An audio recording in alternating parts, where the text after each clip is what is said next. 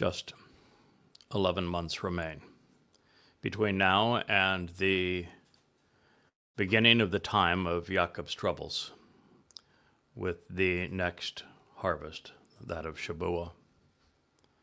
There are only 99 months that remain until the end of the world as we know it and the beginning of forevermore. I have been a student of history and of the news for really all of my life. And in all of that time, I have never witnessed anything as reprehensible as what I witnessed this morning from Donald Dumpster. His Jew-hating, anti-Semitic diatribe on the way to the helicopter parked on the White House back lawn as he was ready to depart for the warmongering summit of NATO was beyond the pale. He is deranged. Trump derangement syndrome is real. The president has it. He is literally insane, a psychopath. But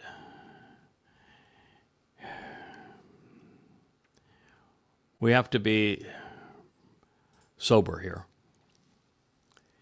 No one in the history of American politics has been as effective at turning allies into enemies than Donald Dumpster. He is probably as keen at this diabolical game as were Stalin and Hitler before him. And once he turns on a former ally and they become his foe, as he did on Israel this morning, there is no return. Donald Trump is consistent and he is relentless when it comes to obliterating his newest foe. And of course, that foe is now Israel. In his diatribe on the way to Marine One,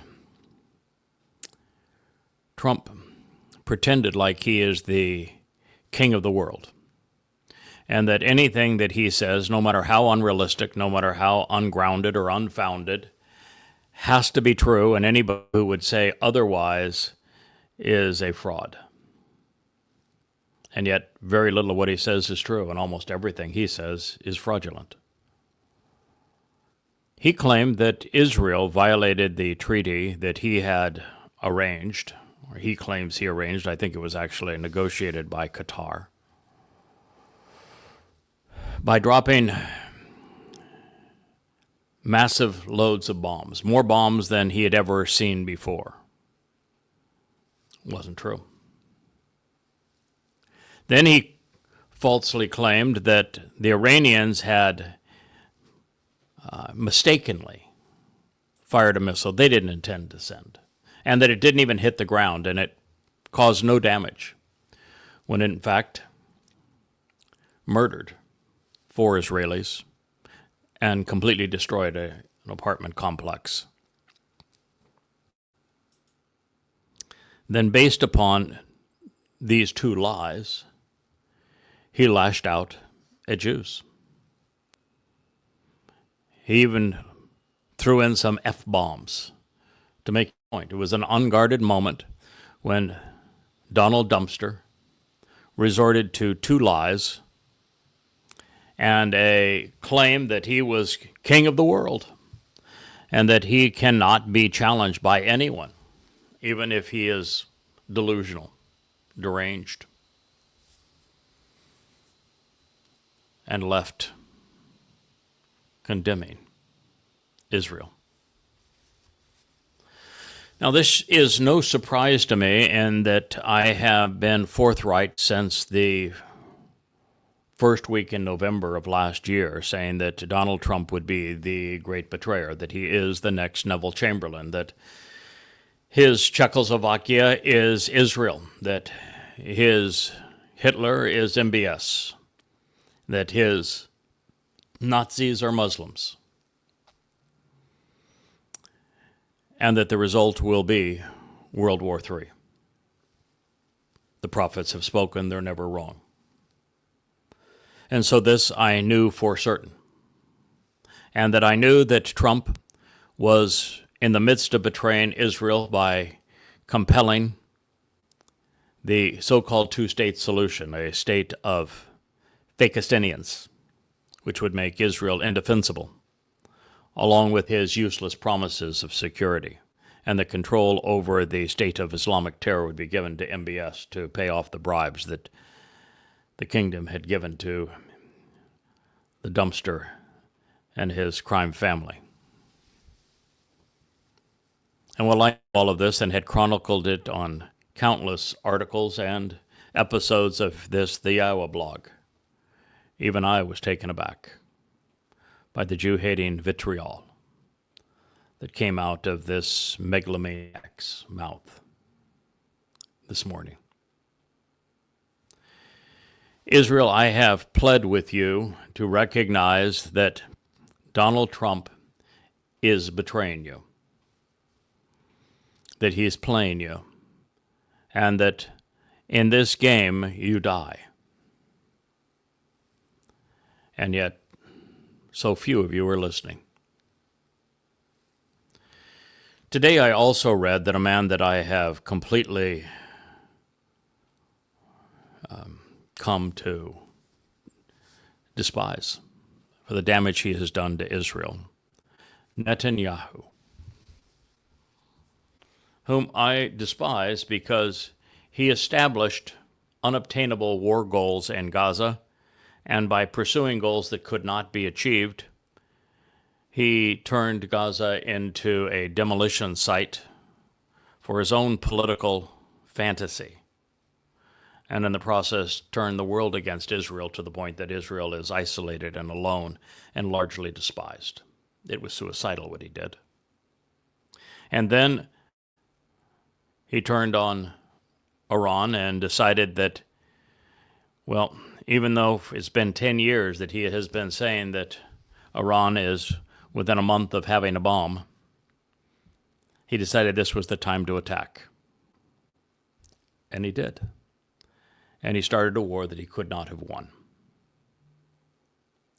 Israel would have lost that war had it not been brought to an end. There is no scenario under any circumstance where Israel could have prevailed. And yet, Netanyahu is gloating, and Israelites are in support of what he did, not recognizing how close you came to premature annihilation. Israel cannot win a war against Iran. Much larger, much more populous, and Iran has very formidable allies. It was becoming a war with mission creep, as all manner of targets became legitimate as opposed to just nuclear sites. And in the process, Israel was getting bombarded. But what was the end, Israel? Do you ever think about what is the end? What goal can you achieve? I mean, all you can do with Iran is delay their nuclear program, but to do so in such a belligerent and catastrophic way has no end other than the destruction of Israel. You can't keep up. You were going to be out of interceptors. You were going to be out of bombs. You were going to be out of money. You had no chance of prevailing. There was no chance whatsoever of regime change, and regime change in the Islamic world always goes from bad to worse. You were never going to get Iran to roll over and play dead and say, oh, we're so sorry that we were building a bomb.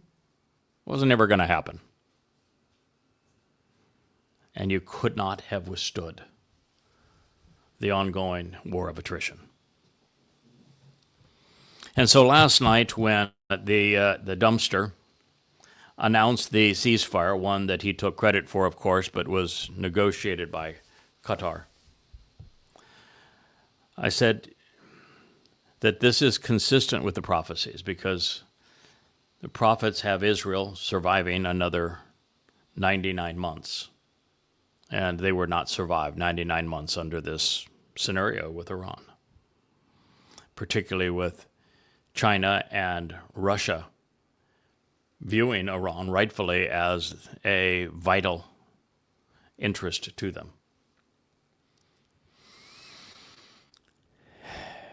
And we also know, according to the prophets, the next attack on Israel isn't from flying missiles. It isn't from afar. It's from right in the heart of Israel, from a flood of terrorists. So this was the wrong war, not the war the prophets spoke of. And the timing, Israel would never have survived 99 more months. So this war had to come to an end. But as I wrote last night, to what end? Iran's nuclear facilities were not destroyed, neither Fordo nor any of the three. Superficial damage, but not subterranean.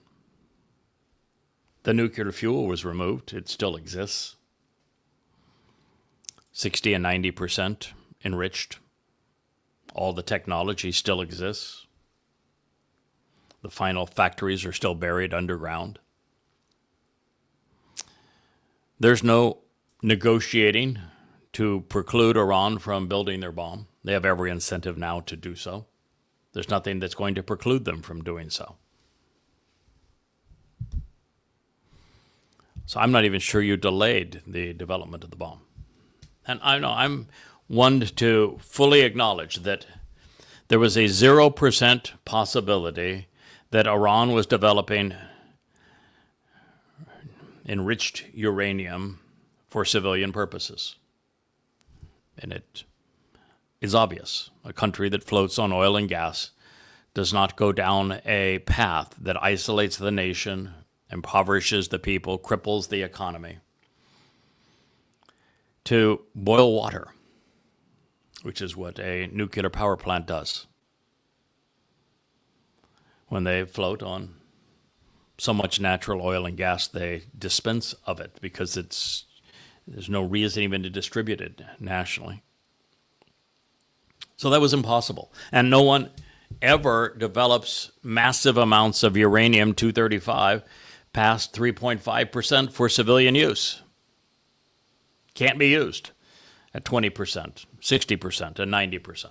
No one that is attempting to be peaceful in the use of uranium develops a tritium factory, which is the enhancer for nuclear bombs that increases the yield and makes them more stable so they can be detonated right over the target. So it was obvious that, yes, Iran not only had a bomb, or had the nuclear fuel for many bombs, and had the triggers, the tritium triggers, at the ready to make those bombs more potent, and had the missiles to deliver them, and were announcing that they intended to destroy Israel. But Israel did not have the wherewithal to destroy the underground sites that were being used by the Iranians. And every move was telegraphed. The United States cleared out embassy and military personnel from Iran and surrounding countries before the Israeli offensive began. And they telegraphed what they were going to do with the B-2s and Tomahawk missiles, such that you can even see countless numbers of large trucks at Fordo, for example, carrying away anything that could have been potentially damaged in a blast. Iran has the nuclear technology still, the missiles still, all of the know-how to build a bomb, more incentive to do so, and all of its enriched uranium. And Israel now has literally nothing they can do about it. And there's no chance for any restraint by any country. You made a bad situation worse, Israel. And yet you're pounding your chest, telling you how so excited over what Netanyahu achieved by making you more vulnerable that he's considering having snap elections. So he's not held hostage by the Haredi that want another waiver for their yeshiva students so they won't have to serve in the IDF. This is the same Netanyahu whose war goals in Gaza were unachievable. And I said so even before you invaded, that there is no way to eliminate Islamic Hamas and Islamic Gaza. Impossible. Everyone that you kill, you're going to manufacture at least one, but sometimes 5 more, sometimes 10 more. And you're going to turn the world against you, which is exactly what happened. It was counterproductive. And what you did in Iran was counterproductive.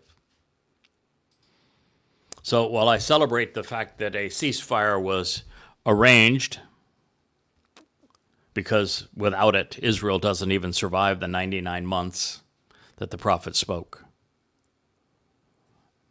This was a total and complete defeat.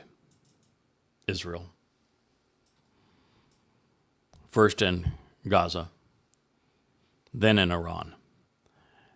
And somehow, even with me doing everything I can to tell you otherwise, and with the prophets being blunt as they told you otherwise, you're going to be blindsided by the imposition of a terrorist state carved out of your heart, which is what Donald Trump's going to do next. He is going to betray you. He is going to afford the Saudi Arabians, the Fakistanian state they so covet. And they don't covet a Fakistanian state because they have any concern for or care about these malcontent Muslims who are so murderous in Gaza and in the West Bank. They are Muslims, and Islam was conceived to kill. Islam is a racist, anti-Semitic religion. Muhammad and Allah gloated about perpetrating genocide against Jews, terrorizing them, plundering them, stealing their homes, selling their children into slavery, raping their women. All the things that you experienced on October 7th. And yet you lashed out at a symptom as opposed to the root cause of the problem, Islam. You claimed you were involved in a 7-front war when there's only one front, Islam. And you made a bad situation worse. Israel, you are a house of fire. You're a house of cards that has just been torched. And Netanyahu is at the center of all of this. And now when he says he wants to have snap elections, he says his mantra is going to be an agreement with the Saudi Arabias while precluding a Palestinian state. Out of your mind? That's like saying I'm going to take a shower, but I'm not going to get wet.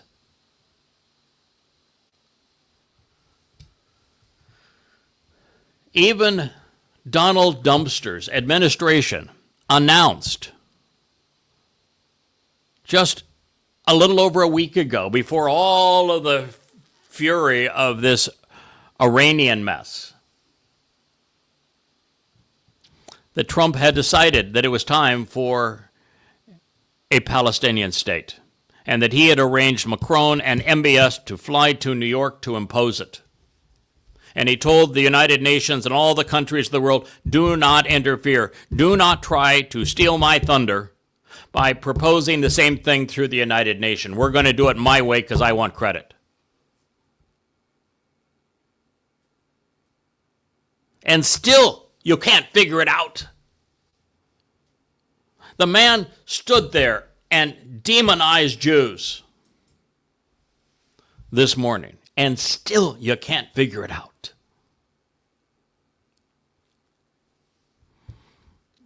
Israel, it's a sad situation for you. You can't recognize that your God has abandoned you because you were so obnoxious towards him. That the man that you honor as your great liberator, Moshe, was repulsed by you. And even told God, you might as well just kill me because no one can lead these people, guide these people, teach these people anything. They're obnoxious. You won't even say God's name. You've erased it. Even from his testimony and from your lives. You won't acknowledge his beloved Son, your Messiah, your Savior, your former and returning King, David, but spit in his face by parading under a six-pointed flag that is the symbol of Bar Kokhba, the false Messiah, that the founder of your goddamn religion, Judaism, foisted on you, that caused not only the diaspora that led to the Holocaust, but this very plague of Palestine is a direct result of Rabbi Akiba's, the father of rabbinic Judaism's, lie regarding a false Messiah, because he invited Hadrian in to murder hundreds of thousands of Jews, and while torturing them for his pleasure, he learned that the most revolting enemy of the Jewish people had been the Philistines. And so just as an ethnic slur, as a genocidal slogan, to insult those that he was torturing to death, Hadrian came up with this horrible slur called Palestine. And Israel, you don't even have the common sense not to use the term when it's perpetrated against you. You know, it was, 1964, when the Marxists from the KGB and the Soviet Union met with the Muslims from the Muslim Brotherhood in Soviet-backed and armed Egypt to conceive this myth of Palestine and the Palestinian Liberation Organization, and that after losing the second of 3 successive wars against Israel, Yasser Arafat joined. The cause, was elected dictator over the organization, came up with his Khalifa scarf and his pilfered flag and the resurrected slur, and began to perpetrate intifada from inside Israel, since the Muslims couldn't destroy Israel from the outside. And rather than denouncing this stupid notion of Palestine and Palestinian,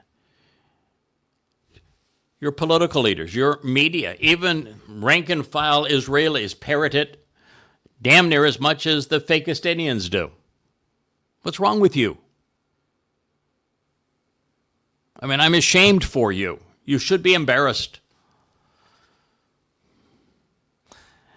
And it's particularly hurtful to know that one man saved you from the Philistines. His name was David. You wanted Saul to be your Gentile-like king, but he wanted to augment the Torah. He wanted to be pound the chest. I, Saul, like his namesake after him, Paul.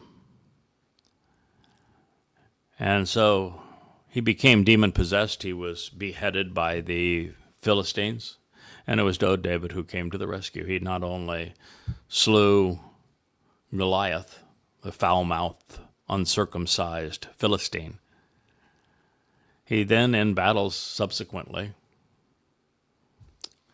all but destroyed them. The carcasses were plucked bare thereafter by the Egyptians, the Assyrians, the Babylonians, and finally the Macedonians, because the Philistines were too ruthless to enslave, so they just exterminated them.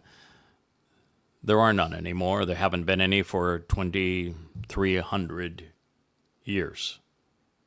But the man who took it to them, who defended Israel from them, who returned the Ark of the Covenant, was David, the same man who fulfilled Pesach, Matzah, and Bikurim, who is your Messiah, the very Son of God, and the returning King, and you deny him all of these things. So Israel, here's where you are. You got 11 months to the beginning of the time of Yaakov's troubles. And it's coming on like a sledgehammer, isn't it? The world has turned against you. You're hated everywhere. The one friend you think you have, Donald Trump, is just now turning that ally into his enemy. You're going to be vulnerable from the outside, and you're now going to be vulnerable from the inside. And somehow, 2/3 of Jews are going to applaud a deal with the Saudi Arabians, a very wellspring of Islamic terrorism. They're going to applaud ending the war and leaving Hamas in power and armed in Gaza, because they'll get some hostages back, 20 lives for what will be the death of more than 2 million Jews. They're going to applaud normalization with Saudi Arabia and with a psychopath, thinking that they're going to be kept secure because they have promises of peace. They won't even bother to have read the 9th Surah to find out that any treaty between a Muslim and non-Muslim is not binding on the Muslim.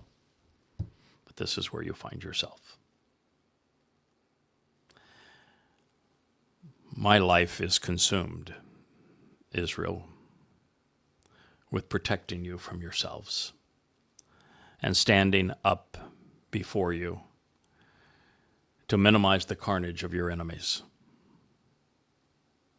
While at the same time, I fight to make certain there's enough of you who survive, that you begin to listen to what Yahweh has to say to you, that you embrace his name and stop ignoring him, and that you accept that David is the one who fulfilled Pesach, Matzah, and Bikurim in his second of 3 lives, and that he is your Messiah, he is your King, he is the very Son of God. This is our message. Are you ever going to listen?